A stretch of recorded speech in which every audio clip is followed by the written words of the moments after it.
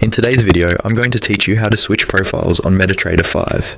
If you use MetaTrader 5 for different trading setups, workspaces, or account routines, switching profiles can be a quick way to move from one layout to another without rebuilding everything manually. Profiles usually store the arrangement of your charts and workspace, so knowing how to change them can help you stay organized and save time while working inside the platform. To begin, look at the top left area of MetaTrader 5 and click File. This will open the main file menu where you can access several workspace related options. Take your time here and make sure the menu is fully open so you can clearly see the available choices.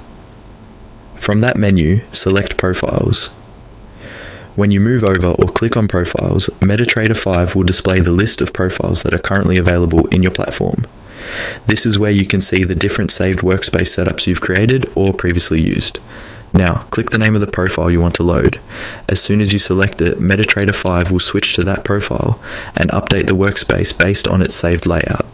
Depending on how that profile was set up, you may see different charts, symbols, timeframes, or window arrangements appear on your screen. If the platform looks different after the switch, that is completely normal. It simply means the selected profile has its own saved workspace configuration. This is especially useful if you separate your market analysis by strategy, asset class, or trading session. One helpful tip is to pause for a moment after loading the profile and confirm that the correct charts and tools are visible.